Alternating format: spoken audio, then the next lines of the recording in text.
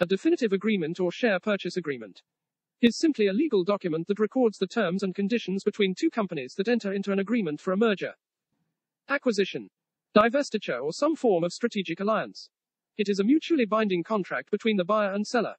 The definitive agreement, also known as share purchase agreement, is a legally binding contract between a buyer and seller detailing the terms and conditions of the sale transaction.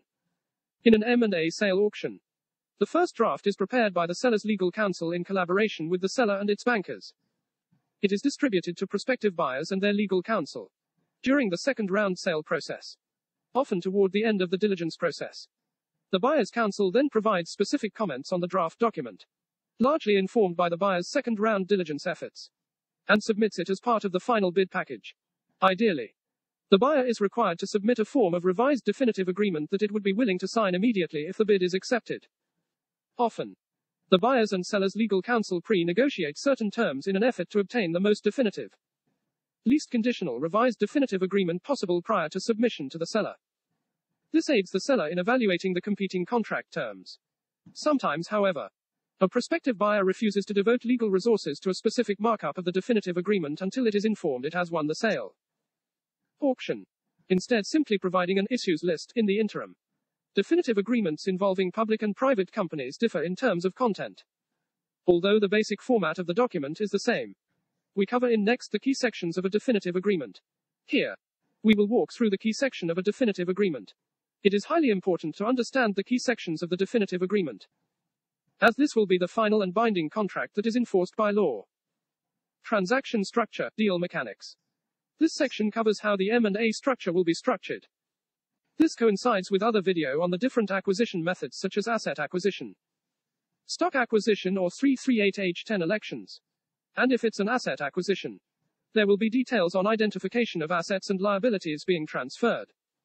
There will also be details of price offer and terms such as form of consideration of share versus cash mix, adjustment to price and conditions, triggers to payment of consideration, representation and warranties. This is a section where buyer and seller make representations to each other about their ability to engage in the transaction, and the seller makes reps about the target's business.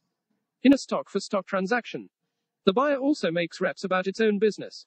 Examples of reps and warranties include: financial statements must fairly present the current financial position, no material adverse changes, all material contracts have been disclosed, and availability of funds, which is usually requested from a financial sponsor.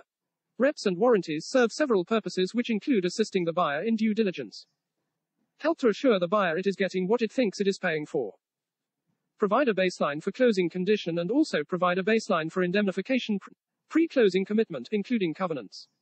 These are assurances that the target will operate in the ordinary course between signing and closing, which is basically the target will not take value-reducing actions or change the business during the period. Examples include restrictions on taking out cash from company by paying special dividends, and restrictions on making capital expenditures in excess of an agreed budget. Mutual commitment for the buyer and seller to use their best efforts to consummate the transaction, including obtaining regulatory approvals. The buyer and seller may agree on a maximum level of compromise that the buyer is required to accept from regulatory authorities before it is permitted to walk away from the deal. Other agreement. There is also a laundry list of other items which need to be agreed, including no shop and other deal protections. No shop basically means the target can't take the buyer's offer and go shop for a better deal. Treatment of employees post-closing. Tax matters such as the allocation of pre-closing and post-closing taxes within the same tax year. And commitment of the buyer to obtain third-party financing, and of the seller to cooperate in obtaining such financing. Closing conditions. This section basically states that a party is not required to close the transaction unless the conditions to such party's obligations are satisfied. Key conditions include accuracy of the other party's reps and warranties as of the closing date, known as the bring down condition, compliance by the other party with all of its affirmative covenants, receipt of antitrust clearance and other regulatory approvals, receipt of shareholder approval, if required, and absence of injunction, which a judicial order restraining the transaction from occurring. Termination provisions are the circumstances under which one party may terminate the agreement rather than complete the deal. So, what are the examples which could trigger a condition for either party to walk away from the transaction? These would include failure to obtain regulatory or shareholder approvals, permanent injunctions such as a court order blocking the deal, seller exercises fiduciary termination, such as the right to take a better offer, or deal has not closed by specified outside date known as drop-dead date. In some circumstances, one party may owe a termination fee, also called breakup fee, to the other party. Examples include: if the seller terminates the deal to take a better offer, the seller pays a breakup fee to the buyer. If the seller terminates because the buyer cannot come up with financing, the buyer may owe a breakup fee to the seller. Lastly, indemnification. Typically, in private deals, the parties will indemnify each other for breaches of the representations and warranties. As a practical matter, it is usually the buyer that is seeking indemnity from the seller. For example, the seller represents that it has no environmental liability. However, post-closing, a 100 million environmental problem is discovered. If the buyer had an indemnification against environmental liabilities, the seller would be required to pay the buyer 100 million, less any negotiated deductible. There are, however, limitations to the indemnification.